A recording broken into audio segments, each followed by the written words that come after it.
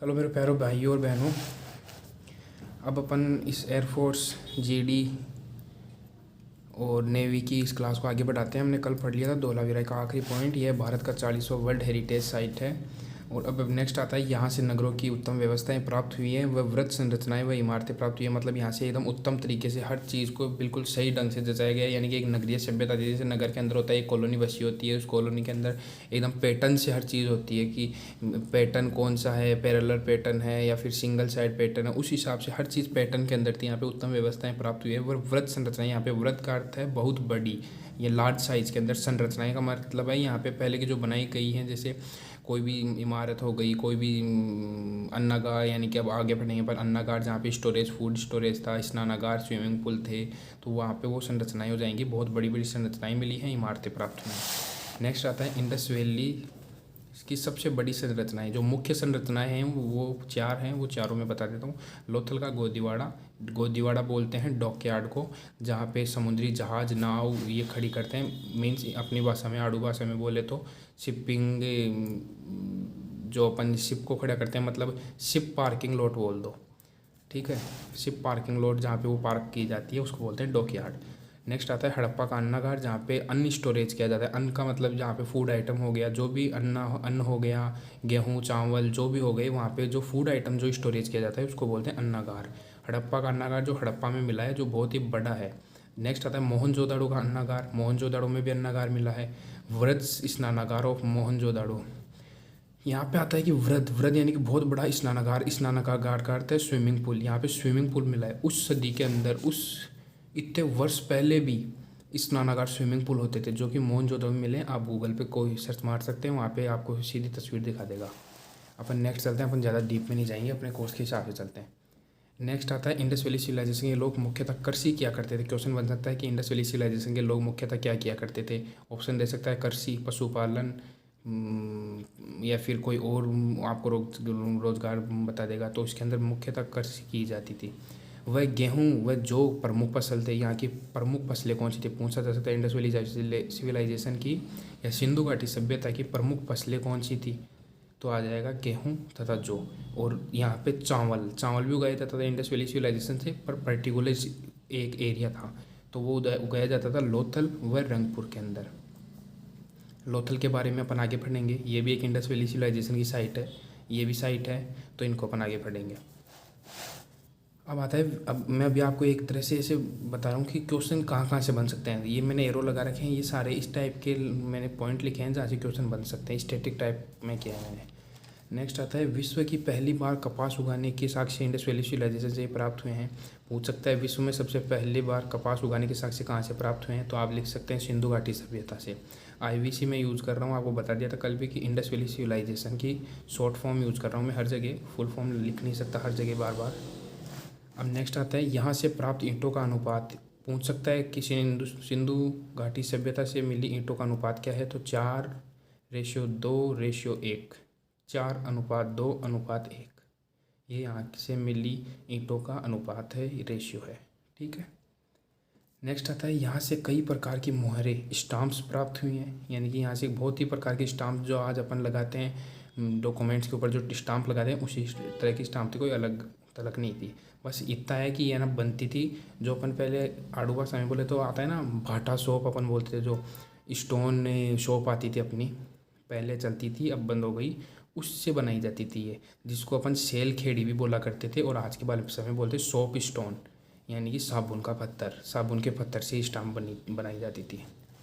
Next आता है यह सभ्यता कांस्य युगीन सभ्यता थी। यह कांस्य, सोना, तांबा से परिचित थे।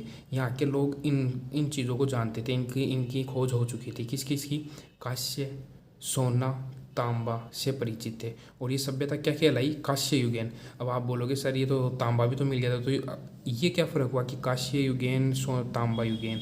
तो यहाँ पे ये फ़र्क है कि तांबा युगीन, अगर तांबा अपन ढूंढते हैं तो तांबा तो एक मटेरियल जो मिक्स धातु नहीं है ये कोई, बल्कि कांस्य एक मिक्स धातु है। कांस्य नहीं बन सकता बिना तांबा के, ठीक है। अगर आपको तांबा मिल गया उसके बाद में आप कांस्य बना सकते हो, क्योंकि ये बनता है मिक्सचर से, ये मिक्सचर से बनता है तांबा प्लस टिन। तो अगर आपको तांबा मिला हुआ है तभी तो आपने कांस्य बनाया ना। तो नवीनतम जो नई आपने खोज की है वो क्या की है, कांस्य। तो मतलब ये कांस्य युगीन सभ्यता है। अगर यहाँ पे कांस्य नहीं मिलता, ये इतना ही रहता है कि सोना तांबा से परिचित है, तो अपन बोलते थे कि ये ताम्र युगीन सभ्यता थी। अब अपन नेक्स्ट पॉइंट पे आते हैं। नेक्स्ट है सैंधव लोग लोह धातु से परिचित नहीं थे। यहाँ पे ध्यान से सुनना, सैंधव लोग लोह धातु से परिचित नहीं थे।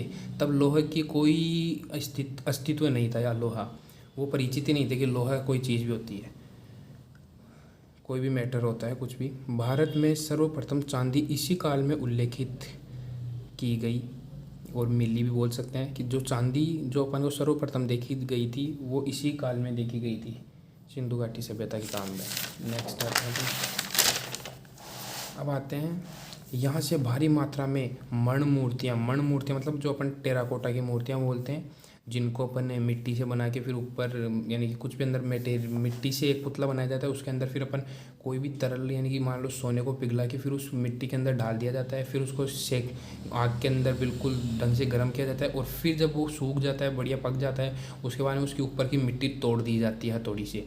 जब मिट्टी टूट के हट जाती है तो अंदर जो आकार बन जाता है ना मूर्ति का, वो सोने की से बन जाता है, तो उसे बोलते हैं अपन टेराकोटा की मूर्तियाँ भी प्राय जाती है। ये नीचे लिख भी रखा है, आग में पकाई गई मिट्टी की मूर्तियाँ, वो मूर्तियाँ जो मिट्टी से की आग में पकाई गई है। यहाँ से भारी मात्रा में मातृ देवी की मूर्तियाँ प्राप्त हुई है, और इसे मातृ स्थात्मक सभ्यता भी बोला जा सकता है कि यहाँ पे सबसे ज़्यादा माता की पूजा की जाती थी, देवियों की पूजा की जाती थी, इसलिए यहाँ पे मातृ स्थात्मक सभ्यता बोला जाता है।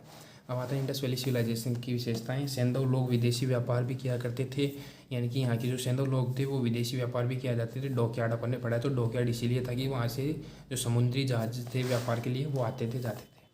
इंडस वैली सिविलाइजेशन का बंदरगाह ही आपने बता दिया है मैंने कि बंदरगाह कौन सा था, लोथल का था, गुजरात के अंदर था, और भारत का सबसे प्राचीनतम बंदरगाह कहलाता है।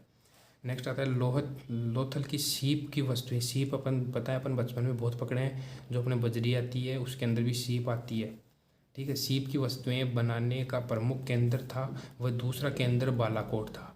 बालाकोट और लोथल जो सीप आती है उसकी वस्तुएं बनाए जा करते थे। गहने हो गए, औरतों के पहनने के हो गए, नाक में, आँख में, कान में, इनमें पहनने के हो गए, जो भी आभूषण बनाए जाते थे, जो भी वस्तु बनाई जाती थी डेकोरेशन के लिए, वो सीप की जो वस्तुएं बनाई जाती थी वो लोथल और बालाकोट में बनाई जाती थी, क्योंकि ये समुद्री तटीय क्षेत्र थे। आपको बताया लोथल में तो बंदरगाह था ही, तो इन दो जगह बनाई जाती थी। अब अपन नेक्स्ट आते हैं, सैंधव लोगों का बेलुहा भी कहा जाता है। जो अपन बोलते हैं ना कि सिंधु घाटी में रहने वाले को क्या बोलते हैं अपन, सैंधव। भारत में रहने वाले को भारतीय, अमेरिका में रहने वाले को अमेरिकन, वैसे ही सिंधु घाटी में रहने वाले को सैंधव लोग बोलते थे, प्लस इनको मेलुहा भी बोला जाता है, ठीक है। अब नेक्स्ट आता है सैंधव लोगों का धार्मिक जीवन। अब अपन इनके धार्मिक जीवन के बारे में पढ़ेंगे कि इनका धार्मिक जीवन कैसा था। वे लोग धार्मिक थे तथा प्रकृति पूजन थे। वह वृक्ष पूजा, योनि पूजा, लिंग पूजा के प्रमाण भी मिले हैं। ये धार्मिक थे, कोई इशू नहीं है, ये धार्मिक थे। अपन को बस जो टॉपिक पढ़ना है वो पढ़ना है, अपन को अब एक्स्ट्रा में जाना नहीं है। अब आपको मैं बता देता हूँ ये पूरी लाइन, और उसके बाद में आगे चलते हैं। वे लोग धार्मिक थे तथा प्रकृति पूजक थे। वह वृक्ष पूजा करते थे, योनि पूजा करते थे, लिंग पूजा करते थे, और इसी चीज़ के प्रमाण अपन को मिले हैं सिंधु घाटी सभ्यता के अंदर। नेक्स्ट पॉइंट आता है, मोहनजोदाड़ो में एक मोहर प्राप्त हुई है जिस पर पाशुपति शिव का दर्शाया गया है। यानी कि वहाँ पे एक मोहर मिली है अपन को, यानी कि हर मोहर, यानी कि मोहर बहुत सारी मिली है, पर कुछ मोहरें हैं जो समझ में आई हैं, कुछ मोहरें अब इतने सालों में दबी हुई कहीं ना कहीं पड़ी हुई मिलेगी, तो इतने सालों में हर चीज़ की बिगड़ जाती है तो समझ में नहीं आता। तो कुछ मोहरें जिनको समझा जा सका है, कुछ चीज़ें हैं जो नहीं समझी जा सकी। मोहरें नहीं, हर चीज़ बता रहा हूँ मैं, कुछ चीज़ें हैं जो समझी जा चुकी हैं और कुछ हैं जो अब तक नहीं समझेगी। यहाँ पे जो लैंग्वेज मिली है लिखी हुई, वो आज तक अपन नहीं समझ पाई, क्योंकि ये बहुत ही पुरानी एक लैंग्वेज है। नेक्स्ट आता है, हड़प्पा से प्राप्त एक मोहर पर स्त्री के गर्भ से पौधा निकलता हुआ दर्शाया गया है, जिसे पृथ्वी देवी धरती माता की संज्ञा दी गई है। यानी कि एक औरत है, औरत के पेट से एक पौधा निकल रहा है और इसको संज्ञा दी गई है कि ये धरती माता है, ये अपनी पृथ्वी देवी है। अब नेक्स्ट आता है सेंधव लोगों का सबसे पवित्र पशु, श्रृंगी पशु, जिसको अपन गेंडा भी बोल सकते हैं, एक सींग वाला गेंडा। इनका जो सबसे पवित्र पशु था वो था गेंडा। और जो सेकंड नंबर का जो पवित्र पशु था, जिसको ये दूसरे नंबर पे सबसे ज़्यादा पूछते थे, वो था कुब्बड़ वाला बैल, जो अपन आज भी अपन धार्मिक जो लोग हैं उनके लिए ये आज भी पवित्र है, जिसको अपन कुब्बड़ वाला बैल बोलते हैं। नेक्स्ट आता है पवित्र पक्षी। पवित्र पक्षी इनका था फाख्ता। फाख्ता पक्षी था, ये एक चिड़िया थी, ठीक है। और सेकंड नंबर का जो इनको पवित्र था वो था बतख, इसका भी उल्लेख मिलता है अपन को। नेक्स्ट आता है कालीबंगा। कालीबंगा व लोथल से हवन कुंड के साक्ष्य प्राप्त हुए हैं। अब क्वेश्चन बन सकता है, ये जो भी मैं एरो वाले क्वेश्चन आ रहे हैं ना, इनसे क्वेश्चन बन सकता है, पूछ सकता है कि हवन कुंड के साक्ष्य कहाँ से प्राप्त हुए हैं, तो कालीबंगा और लोथल से प्राप्त हुए हैं। स्वास्तिक का चिन्ह हड़प्पा से सर्वप्रथम प्राप्त हुआ है। पूछ सकता है कि स्वास्तिक का चिन्ह सर्वप्रथम कहाँ से प्राप्त हुआ था, तो हड़प्पा से प्राप्त हुआ था। नेक्स्ट आता है अंतिम संस्कार के साक्ष्य। तो अंतिम संस्कार कौन कौन से होते थे और कहाँ कहाँ इनके साक्ष्य मिले। तो अंतिम संस्कार सबसे पहला होता था दाह संस्कार के साक्ष्य, फिर आता है पूर्ण समाधान के साक्ष्य, फिर आता है आंशिक समाधान। ये होता है दाह संस्कार, मतलब अग्नि को समर्पित कर देना, मतलब जो डेड बॉडी है जिसको अपन आज करते हैं, अपन हिंदू लोग करते हैं कि जो भी मर जाता है उसके बाद में उसको अग्नि को समर्पित कर देते हैं, उसे दाह संस्कार बोलते हैं और इसके साक्ष्य मिले हैं। दूसरा है पूर्ण समाधान, इसका मतलब होता है दफन, जो इस्लाम में किया जाता है, कोई भी इंसान मरने के बाद में उसे दफन कर दिया जाता है, उसे पूर्ण समाधान बोलते हैं, इसके भी साक्ष्य मिले हैं। अगला आता है आंशिक समाधान।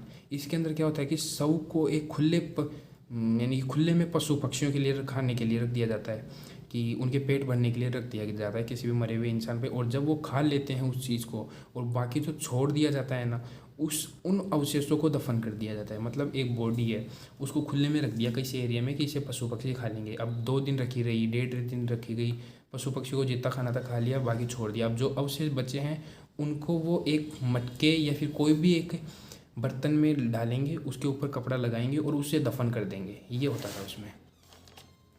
अब अपना नेक्स्ट आता है कलश समाधान के प्रमाण मिले हैं। कलश समाधान, इसमें क्या होता है, अस्थियों कलश में दफन कर दिया जाता है, मतलब इंसान को जलाया जाता था, फिर उसके बाद में जो अस्थियाँ बचती थी आज अपन विसर्जन करते हैं उनका, गंगा या फिर कोई भी नदी या फिर किसी भी अपन जो भी अपने धार्मिक स्थल हो वहाँ पे अपन उनको विसर्जन करके आते हैं। बट तब अस्थियों को कलश में दफन कर दिया जाता था, यानी कि पहले जलाया जाता था, फिर जो अस्थियाँ बचती थी उनको ज़मीन में दफना दिया जाता था।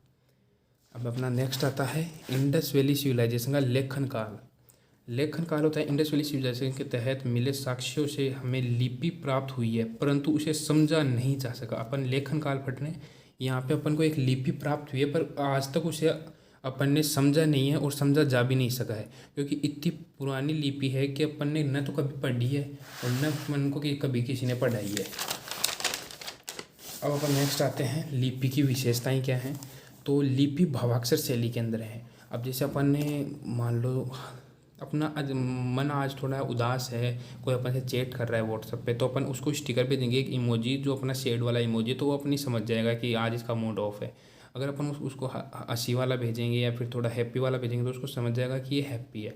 तो वैसे उनकी जो लिपि मिली उसको समझा नहीं जा सकता है, पर जो उसके राइटिंग पैटर्न है ना, उससे ऐसे लगता है कि वो उन अक्षरों से भाव झलकते हैं कि ये भावाक्षर शैली के अंदर लिखी गई है। नेक्स्ट आता है इसमें एक पंक्ति दाएं से। अब देखो अपन क्या करते हैं, यहाँ से लिखना चालू किया, ये लिख दिया, यहाँ पे रुक गए, फिर दूसरी लाइन से चालू किया, बट ये ऐसे नहीं थे। ये क्या करते थे, यहाँ से लिखना चालू किया, यूँ गए, फिर यहीं से दोबारा नीचे आ गए, फिर यहीं से आगे चले गए, फिर यहीं से आगे चले गए। यानी कि ये इनका एक जगह से उठ के फिर दूसरी लाइन पे नहीं जाता था, जहाँ पे ख़त्म हुआ उसी के नीचे से फिर स्टार्ट कर दिया, फिर वहाँ पे ख़त्म हुआ इसी के नीचे फिर स्टार्ट कर दिया। इसे बोलते हैं कि इनकी एक पंक्ति दाएं से बाएं, फिर अगली पंक्ति बाएं से दाएं है, ठीक है। अब आगे बढ़ते हैं।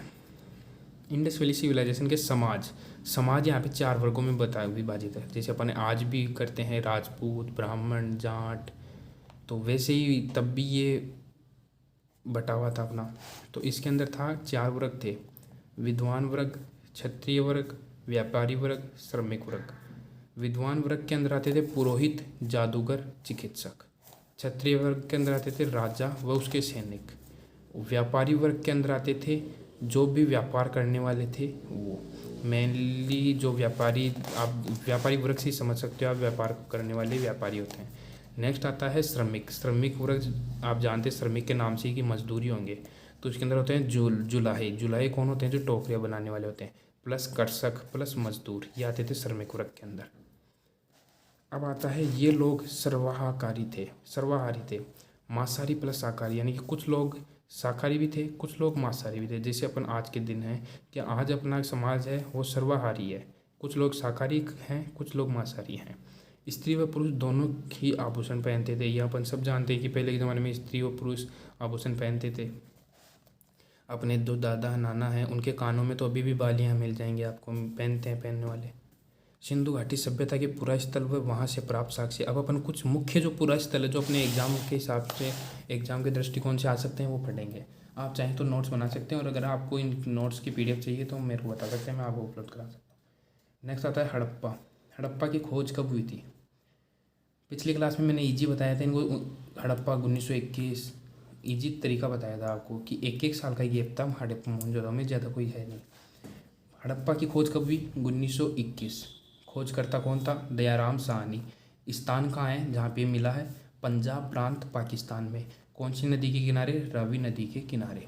फिर से बता रहा हूँ, हड़प्पा की खोज 1921, खोजकर्ता दयाराम साहनी, स्थान पंजाब प्रांत पाकिस्तान, रावी नदी के किनारे। हड़प्पा से प्राप्त साक्ष्य, जो हड़प्पा से काफ़ी साक्ष्य प्राप्त हैं, पर जो अपने एग्जाम के पैटर्न से, फिर बता रहा हूँ, जो अपने एग्जाम के पैटर्न से मुख्य, जो अपने एग्जाम के सिलेबस को जो कवर करता है, जो मैटर, वही में लेके आए हैं। नेक्स्ट आता है यहाँ से एक विशाल अन्नागार मिला है।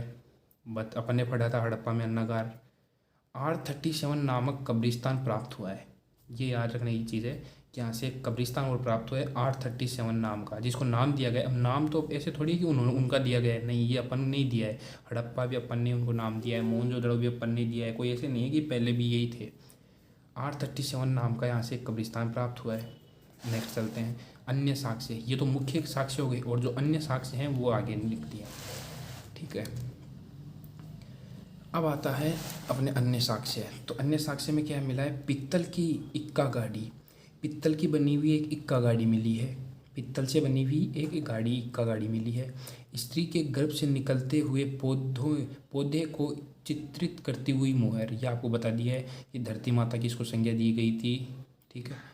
सांप को अपने पंजे में दबाए हुए गरुड़ को चित्रित करती हुई मोहर, एक मोहर और मिली है जिसके अंदर एक सांप को एक गरुड़ अपने पंजे के अंदर दबा रखा है, और प्लस 2 पाषाण मूर्तियाँ मिली है। कौन कौन सी? एक तो मिली है लाल पत्थर की मानव मूर्ति, और दूसरी मिली है काले पत्थर की नर्तकी की मूर्ति। यानी कि एक तो मिली है लाल पत्थर की मानव मूर्ति, और दूसरी मिली है एक डांसिंग गर्ल, एक लड़की है, नर्तकी है, जिसकी मूर्ति मिली है, जो एक काले पत्थर से बनी हुई है, नर्तक की मूर्ति, ठीक है। अब अपन नेक्स्ट चलते हैं, मैं थोड़ा फास्ट पढ़ाने की कोशिश करूँगा। यहाँ से नर बलि व मम्मी के भी साक्ष्य मिले हैं। मम्मी आप जानते हैं कि जो अपने इजिप्ट, मिस्र के अंदर जो अपन ने मूवीज़ के अंदर देखा है मेनली, और पढ़ा भी है कि पहले क्या होता था, वहाँ के लोग की जो बॉडी होती थी उसको एक कपड़े के अंदर पूरे को लपेट के, और उसके अंदर कुछ ऐसे मसाले डाल के जिससे बॉडी सड़े नहीं, उसको फिर एक ताबूत के अंदर बंद करके उसको रख दिया जाता था, किसी सेफ जगह फिर दफना दिया जाता था। तो वैसे ही यहाँ से मम्मी की और नर बलि, यानी कि जिंदा लोगों की जो बलि दी जाती है, उसके भी साक्ष्य मिले हैं। शंख का बेल का मॉडल, यानी कि जो शंख से एक, यानी कि जो शंख होते हैं ना, शंख से बेल बनाया गया है, शंख से बेल का मॉडल मिला है। जो अपन अब देख लो, कोई भी बड़ा प्रोजेक्ट होता है उससे पहले उसका एक मॉडल बनाया जाता है, तो वैसे ही एक छोटा यानी कि तरीके का मॉडल बनाया गया है, बेल का मॉडल, जो कहीं से बनाया गया है? शंख से। नेक्स्ट है प्रसादन। प्रसादन मतलब जो अपनी श्रृंगार पेटी होती है, आज के समय में जो श्रृंगार पेटी होती है उसके प्रसादन सौंदर्य मंजूषा प्राप्त हुई है, ठीक है। प्रसादन सौंदर्य मंजूषा, जो श्रृंगार पेटी होती है, जो मेकअप बॉक्स होता है औरतों का, वो भी प्राप्त हुआ है।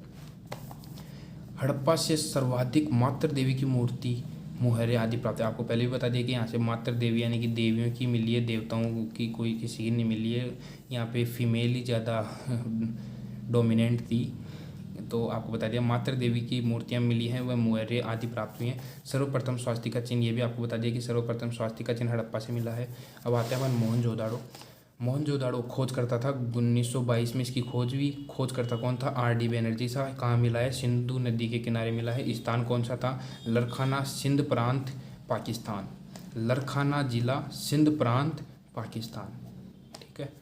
अब आता है मोहनजोदाड़ो का मतलब क्या है? तो इसका मतलब है, मोहन का मतलब मर्द को, जो का मतलब का, दड़ो का मतलब टीला, मर्द को का टीला। इसका ये भी मीनिंग बता दिया है। इसका मतलब क्या है? अन्य नाम इंडस वैली सिविलाइजेशन का नकलिस्तान भी कहा जाता है, यानी कि मोहनजोदाड़ो का इंडस वैली सिविलाइजेशन का नकलिस्तान। मोहनजोदाड़ो को इंडस वैली सिविलाइजेशन का नकलिस्तान भी कहा जाता है। नकलिस्तान का मतलब क्या है? रेगिस्तान में हरा भरा क्षेत्र। अब मान लो एक पूरा रेगिस्तान है, कहीं कुछ नहीं दिख रहा हरा भरा, और आपको अचानक से दिखे कि यार 1 किलोमीटर, सिर्फ इतने बड़े, मान लो 500 किलोमीटर का रेगिस्तान, उसमें सिर्फ 1 किलोमीटर बिल्कुल हरा भरा है, तो उस टाइप की चीज़ को बोलते हैं नकलिस्तान। ठीक है। अब आता है यहाँ एक विशाल स्नानागार मिला है, ये अपने पढ़ लिया है। यहाँ पे एक विशाल स्नानागार भी मिला था। अब नेक्स्ट आते हैं मोहनजोदड़ो से प्राप्त अन्य साक्ष्य। यहाँ से अन्य साक्ष्य, मुख्य साक्ष्य हो गए। अब आते हैं अन्य साक्ष्य। कुब्बड़ वाले बेल पर अंकित की मोहर, यानी कि कुब्बड़ वाले बेल के अंकन की मोहर, यानी कि कुब्बड़ वाला बेल है जो अंकन किया गया है एक मोहर पे, ऐसी एक मोहर मिली है। सूती कपड़े के साक्ष्य, सूती कपड़े के साक्ष्य मिले। बांध के साक्ष्य, कि पहले बांध भी था, जो अपन आज बनाते हैं वो तब भी थे, बांध के साक्ष्य भी मिले हैं।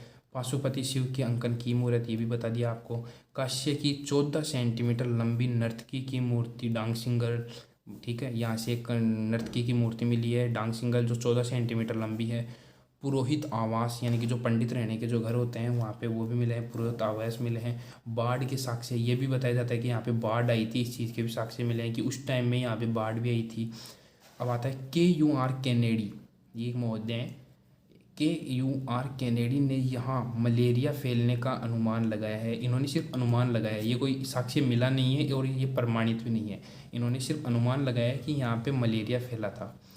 और बकरे का चाकू लेकर पीछा करते व्यक्ति के चित्र भी मिला है, यानी कि एक हंटिंग सीन है जिसके अंदर एक व्यक्ति है जो बकरे का पीछा कर रहा है चाकू लेके।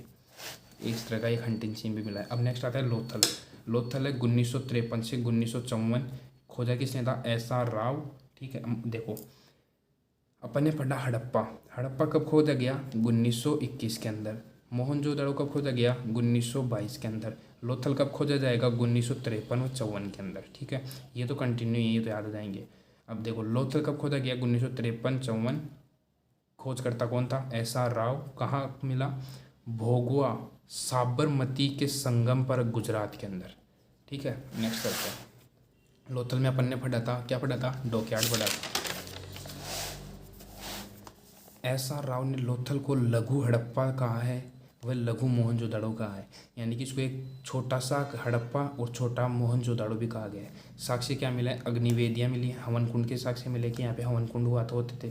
फारस की मुद्रा, यहाँ पे एक मुद्रा मिली है जो फारस की है। युगल समाधान, युगल समाधान का मतलब होता है कि औरत और जो उसका मरा हुआ पति है, उन दोनों का एक साथ समाधान, जो अपन सती प्रथा से इनसे भी जोड़ते हैं इस चीज़ को, कि जो कपल जो होता है उन दोनों को साथ में दफनाया जाता है या फिर साथ में उनको अग्नि को समर्पित कर दिया जाता है। ठीक है, मान लो जैसे अपन देखते हैं सती प्रथा के अंदर कि अगर पति मर गया तो पत्नी को उसके साथ में ही दफन जला दिया जाता है उसी चिता के अंदर, तो उस चीज़ के भी साक्ष्य मिले हैं। बंदरगाह शहर, गोदीवाड़ा, डॉकयार्ड अपन ने पढ़ लिया। और अब आता है धान चावल के साक्ष्य। आपको बताया था लोथल प्लस रंगपुर, यहाँ से 2 जगह से चावल के साक्ष्य मिले हैं। वही चीज़ दोबारा आ गई है कि धान चावल के साक्ष्य मिले हैं, कहाँ से? लोथल से और रंगपुर से भी मिले हैं। नेक्स्ट आता है कालीबंगा। कालीबंगा ये कहाँ का है? ये राजस्थान से मिला है। कालीबंगा का नाम क्या है? काले रंग की चूड़ियाँ। अब देखो, इन चीज़ों का भी बता दो। आपने बस देखा हड़प्पा 1921, मोहनजोदड़ो 1922। अब देखना, ईजी लेना। लोथल क्या था अपना, कब मिला था? 1953, 1953। ठीक है। कालीबंगा अपन को कब मिला? 1953। ये भी दोनों याद हो जाएंगे।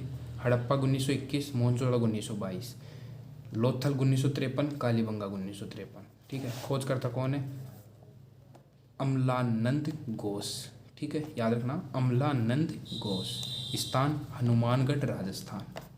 यहाँ पे मिले मुख्य साक्ष्य। जूते हुए खेत के साक्ष्य, यानी कि जो खेत होता है वो जूता हुआ, यानी कि हल चला हुआ जो खेत होता है उसे बोलते हैं जूते हुए खेत के साक्ष्य। तो यहाँ पे एक जूते हुए खेत के भी साक्ष्य मिले हैं। एक साथ दो फसल चना सरसों उगाने के साक्ष्य, यहाँ पे एक साथ दो फसल उगाने के साक्ष्य मिले हैं। जो फसलें कौन सी थी? चना और सरसों। यहाँ से कच्चे मकान के भी साक्ष्य मिले हैं। कालीबंगा की दीनहीन बस्ती कहलाई, यानी कि यहाँ पे जो कच्चे मकान बनते हैं, दीनहीन का मतलब क्या होता है? जो गरीब होते हैं, जिनके ऊपर रहने के लिए जिनके पास ढंग के घर नहीं होते, उनको बोलते हैं दीनहीन। ठीक है, तो इनको है ना यहाँ पे कच्चे मकान बोला गया है, जिनको संज्ञा दी गई कि कालीबंगा की दीनहीन बस्ती कहलाई, यानी कि एक दीनहीन बस्ती थी, एक गरीबों की बस्ती थी। अब आता है दशरथ शर्मा ने कालीबंगा को इंडस वैली सिविलाइजेशन की तीसरी राजधानी बताया। ये एक महोदय थे, इन्होंने कहा है कि इंडस वैली सिविलाइजेशन की तीसरी राजधानी कालीबंगा को बताया है। ठीक है, नेक्स्ट आता है यहाँ से भी लोथल की तरह समाधान व अग्निवेदियाँ प्राप्त हुई है, कि यहाँ पे भी है ना जो लोथल की तरह, जो लोथल में अपन को क्या देखने को मिला था कि वहाँ पे समाधान, अपन ने समाधान के तरीके भी पढ़े थे। अब अपन को लोथल में भी पता लगा कि यहाँ पे भी अग्निवेदियाँ समाधान मिली थी। उसी तरह से इस कालीबंगा में भी अग्निवेदियाँ और समाधान के साक्ष्य मिले हैं। नेक्स्ट आता है धोलावीरा। धोलावीरा का ये पॉइंट मैंने आपको बता दिया था कि ये इंपॉर्टेंट है, मोस्ट इंपॉर्टेंट लगा लो, ये 90% आएगा। ठीक है, यूनेस्को ने अगस्त 2021, क्योंकि करंट जीके है, ये जीके प्लस करंट जीके है, हिस्ट्री प्लस करंट जीके, तो इसको मार्क कर लो, मोस्ट इंपॉर्टेंट। यूनेस्को ने अगस्त 2021 में, अभी करंट में ही, विश्व विरासत स्थल घोषित कर दिए गए हैं। ये अपना 40वां, कौन सा? 14th अपना विश्व विरासत स्थल में इसको शामिल कर लिया गया है यूनेस्को द्वारा। ठीक है, ये याद रखना। अब आता है जगपति जोशी, इसका खोजकर्ता है, कहाँ मिला है? कच्छ जिला गुजरात में मिला है। नेक्स्ट आता है कौन सी नदी? तो ये आता है मानसर प्लस मानहर नदी के किनारे भारत का दूसरा सबसे बड़ा पुरा स्थल। ठीक है, सबसे बड़ा दूसरा नंबर का पुरा स्थल है धोलावीरा। अब मिलते हैं साक्ष्य। तो साक्ष्य पहला है, यहाँ की जल निकासी व्यवस्था अति उत्तम थी। आपको मैंने पहले बता दिया कि यहाँ पे जल निकासी की व्यवस्था एकदम अति उत्तम, यानी कि नाले बना रखे हैं, फिर वो पानी एक जगह जाके कहाँ इकट्ठा होना है, बिल्कुल एकदम हर चीज़ पैटर्न से, हर चीज़। यहाँ की जल निकासी भी व्यवस्था अति उत्तम थी। यहाँ से स्टेडियम के साक्ष्य भी प्राप्त हुए कि पहले के लोग भी स्टेडियम खेलना पसंद करते थे, स्टेडियम थे, यहाँ पे भी खेला जाता था, यहाँ पे स्टेडियम के भी साक्ष्य मिले हैं। अब नेक्स्ट आता है सुरकोटड़ा। सुरकोटड़ा कब मिला है? 1960 में मिला है। इसको भी धोलावीरा को भी जगपति जोशी ने ढूंढा था, सुरकोटड़ा को भी जगपति जोशी ने ढूंढा है। ये कहाँ मिला? गुजरात में। ये भी गुजरात में मिला था धोलावीरा, ये भी गुजरात में मिला है। साक्ष्य, घोड़े की अस्थियाँ, यानी कि घोड़े की अस्थियाँ मिली है। अस्थियाँ क्या होते हैं? जो भी हड्डी का कुछ भी अपन को अंश मिल जाए किसी भी जीवित जिसके अंदर पहले जीवन था, उसको अपन बोल देते हैं अस्थियाँ। तो इसमें अपन को घोड़े का क्या मिला है? जबड़ा मिला है। ठीक है, जिनको अपन ने अस्थियाँ कह दिया है कि घोड़े की अस्थियाँ मिली हैं। नेक्स्ट चलते हैं, एक तराजू मिला है, जो अपन सामान तोलते हैं जिस चीज़ से, जो पुराने तरीके के तराजू होते थे, उस तरह का एक तराजू मिला है। Plus shopping complex. Shopping complex मैंने इजी वे में आपको समझाने के लिए लिख दिया है कि शॉपिंग कॉम्प्लेक्स, कि यहाँ पे एक मार्केट का भी साक्ष्य मिला है, कि यहाँ पे एक मार्केट हुआ करता था जहाँ से लोग वस्तुएं खरीदते थे। नेक्स्ट आता है बनवाली, जिसको अपन बनावली भी बोल सकते हैं। ठीक है, ये मिला है 1973, रविंदर सिंह बिष्ट ने इसको ढूंढा है, और रंगोई नदी हरियाणा में है। ठीक है, 1973 में मिला, रविंदर सिंह बिष्ट ने ढूंढा, रंगोई नदी हरियाणा में बनावली। साक्ष्य क्या है? साक्ष्य मिले हैं पक्की मिट्टी से बने हल्का खिलौना। अब देखो, खिलौने एक एनवायरनमेंट के हिसाब से खिलौने चेंज होते हैं लोगों के। ठीक है, क्रेज उस टाइम किस चीज़ का क्रेज था? उस टाइम हल का क्रेज था, तो हल के खिलौने बनते थे। अब उस टाइम थोड़ी आज की क्रेन, बुलडोजर या फिर ट्रक, गाड़ियाँ, मोटरसाइकिल, इनके खिलौने मिलेंगे। अब आज अपन ने मोटरसाइकिल खोज ली, मोटरसाइकिल बना ली, वैज्ञानिक बहुत आगे चले गए अपने देश के, कि हर चीज़ अब रिसर्च होती जा रही है हर चीज़ के बारे में। तो आज अपन को मोटरसाइकिल देखने को मिलती है, गाड़ियाँ देखने को, एरोप्लेन देखने को मिलती है। उन्हीं चीज़ के खिलौने बन जाते थे। पहले क्या था? पहले हल थे, बैल थे और घोड़ा गाड़ी थी, यही चीज़ें थी। तो इन्हीं चीज़ों के खिलौने देखने को मिलते थे। तो यहाँ से पक्की मिट्टी के बने हल का खिलौना देखने को मिला। भारी मात्रा में मातृ देवी की मूर्तियाँ देखने को मिली, ये बताने की ज़रूरत नहीं, ये पहले भी बता चुका हूँ। मर्दा भांड, भांड किसको बोलते हैं अपन? आड़ू भाषा में भांड बोला जाता है बर्तनों को। जो अपन हरियाणवी भाषा होती है ना, हरियाणा के अंदर भांड बोला जाता है बर्तनों को, तो यहाँ से मर्दा भांड यानी कि मिट्टी के बने हुए बर्तन मिले हैं। अब नेक्स्ट आता है राखी गढ़ी, जो अपना 8वां साइट है, जो हिसार में पाई गई है हरियाणा के अंदर। ठीक है, 1969 इसकी खोज हुई। किसने की? एम.आर. मुगल ने की, जिसे अपन सूरज वाहन भी कहते हैं। भारत का सबसे बड़ा पुरा स्थल है ये। प्लस फरवरी 2000 बता रहा हूँ, इंडस वैली सिविलाइजेशन का ये बड़ा ही पूरा स्थल नहीं है, ये भारत का सबसे बड़ा पूरा स्थल। आपको बताए थे 3 देशों में फैला हुआ है, अफगानिस्तान, पाकिस्तान और इंडिया। तो बता रहा हूँ भारत का सबसे बड़ा पूरा स्थल है, इंडस वैली सिविलाइजेशन का नहीं। नेक्स्ट आता है फरवरी 2021 में राखी गढ़ी से डेयरी के उत्पाद के साक्ष्य प्राप्त हुए। आपको बताया था ये 2 पॉइंट मैंने बताए थे, एक तो यूनेस्को साइट वाला जो उसको शामिल किया गया है, और ये दोनों इंपॉर्टेंट है, ये भी करंट के अंदर आ सकता है। फरवरी 2021 राखी गढ़ी से डेयरी उत्पाद के साक्ष्य प्राप्त हुए। अब अपन एक बार फिर से साक्ष्यों पे एक बार फिर से नज़र डाल लेते हैं। मैंने एक टेबल बनाई है जिसके आधार पे आपको फटाफट साक्ष्य वापस रिवाइज करवा देता हूँ, जहाँ जहाँ पे मिले, जो पढ़ा दिए वो भी, और जो नहीं पढ़ाए उनके अलावा जो एक्स्ट्रा जोड़े हैं वो भी। जहाज की निशाने वाली मोहर, एक मोहर है जिसके ऊपर जहाज की निशानी है, वो कहाँ से मिली है? मोहनजोदाड़ो से। कांस्य का पैमाना क्या होता है? स्केल। ठीक है, स्केल मिला है, जो अपन आज स्केल प्लास्टिक के भी आते हैं, तो पहले पैमाना जिसको बोलते हैं अपन हिंदी में, स्केल मिला है कांस्य का, जो मोहनजोदाड़ो से मिला है। अब नेक्स्ट आता है वर्षभ मुद्रा, कुब्बड़ वाले बेल की मोहर। ठीक है, कुब्बड़ वाला बेल आपको पढ़ा दिया, जो मोहनजोदाड़ो से मिला है। मातृ देवी की प्रतिमा सर्वाधिक, यानी कि सबसे ज़्यादा मातृ देवी की प्रतिमा कहाँ मिली है? हड़प्पा में मिली है। अब आता है मनके किनको बोलते हैं? मोती, जो मोती होते हैं मोती, तो मोती बनाने का कारखाना कहाँ मिला है? चुन्हदड़ो सिंध। ठीक है, चुन्हदड़ो सिंध प्रांत में मिला है, पाकिस्तान। लकड़ी की नाली, अब मैं बताया कि अब पानी की निकासी, तो पानी की निकासी की जो नाली थी वो लकड़ी से बनी हुई थी, वो कहाँ मिले हैं उसके साक्ष्य? कालीबंगा से मिला। आपको पढ़ाया था राजस्थान में पानी की निकासी बहुत अति उत्तम थी, पढ़ाया था आपको। काली मिट्टी की चूड़ियाँ, आपको पढ़ाया था कि काली मिट्टी की चूड़ियाँ। अब मैंने बताया था कि कालीबंगा का अर्थ क्या है? काली मिट्टी की चूड़ियाँ कालीबंगा का अर्थ था। तो उसी तरह से काली मिट्टी की चूड़ियाँ कहाँ से प्राप्त हुई हैं? कालीबंगा से। जूते हुए खेत के साक्ष्य भी पढ़ाया था, कालीबंगा से प्राप्त हुए हैं। घोड़े का कंकाल सुरकोटड़ा से प्राप्त हुए, बताया था कि घोड़े की अस्थियाँ जबड़ा, कंकाल, सुरकोटड़ा। अग्नि बेदियाँ लोथल व कालीबंगा, आपको पढ़ाया था अग्नि बेदियाँ। ठीक है, और पूर्ण समाधान, ये पढ़ाया था अग्नि बेदियाँ लोथल व कालीबंगा से। चावल की खेती बताया था लोथल प्लस रंगपुर, बताया गया था कि चावल की खेती लोथल प्लस रंगपुर पढ़ाया था आपको। प्लस गेहूं की खेती रंगपुर, जौ की खेती बनावली, एक मिनट, जौ की खेती बनावली। चांदी का मुकुट, एक मुकुट मिला है जो चांदी का है, जो कांच मिला है, कुनाल हरियाणा से मिला है। ठीक है, नेक्स्ट चलते हैं। नेक्स्ट आता है तांबे की कुल्हाड़ी, मीताथल हरियाणा, कहाँ से मिला है? मीताथल हरियाणा। तांबे की कुल्हाड़ी, ये जो मुख्य हैं वो बता रहा हूँ, जो और भी मैंने ऐड किए हैं 3-4। पशुपति शिव की प्रतिमा, एक प्रतिमा मिली है किसकी? पशुपति शिव की, कहाँ से मिली है? मोहनजोदाड़ो, बताया हुआ है। R37 कब्रिस्तान, ये भी बता दिया, हड़प्पा से मिला है। और ये 3 कक्षों का कब्रिस्तान, यानी 3 कक्षों का ये कब्रिस्तान मिला है।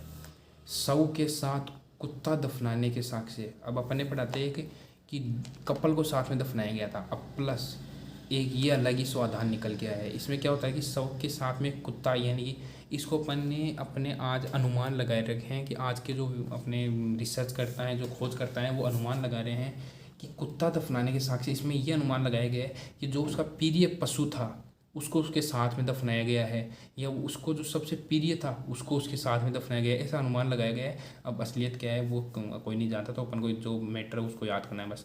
शव के साक्ष्य, कुत्ता दफनाने के साक्ष्य कहाँ से मिले हैं? रोपड़ पंजाब से। सिंधु घाटी सभ्यता का प्राचीनतम पुरा स्थल, बताया पूछ सकता है ये कि जो सिंधु घाटी सभ्यता, अब ये भारत का नहीं है, ये सिंधु घाटी सभ्यता, सिंधु घाटी सभ्यता का प्राचीनतम पुरा स्थल, यानी कि तीनों देशों में जो सबसे पुराना पुरा स्थल मिला था, वो है सबसे पुराना पुरा स्थल है बिराना, यूपी, अपने यूपी के अंदर है बिराना पुरा स्थल। ठीक है, और ये लास्ट बच रहा है 9वां, जो मुख्य साहित्य जो मैं भूल गया था तो आपको लास्ट में ऐड किया है, चुन है दड़ो। आपने पढ़ा भी, आपको बताया भी था, एक चुन है दड़ो का अपना आया था भी, जिसके अंदर अपन ने पढ़ा था कि मन के मोती बनाने का कारखाना कहाँ से मिला था, चुन है दड़ो। तो अब इसी के बारे में अपन पढ़ेंगे, चुन है दड़ो, ये रह गया था एक। चुन है दड़ो ये कब मिला था, 1931, ठीक है। NG मजुमदार ने इसको खोजा था। अब देखिए, जो भी आर्ट्स में ड्राइंग के स्टूडेंट हैं वो तो जानते हैं मजुमदार कौन था, और जो नहीं है वो आप गूगल सर्च कर लेना कि NG मजुमदार कौन थे। चुन्हो दड़ो 1931 में खोजा गया, NG मजुमदार के द्वारा खोजा गया, पाकिस्तान में पड़ता है ये, ठीक है।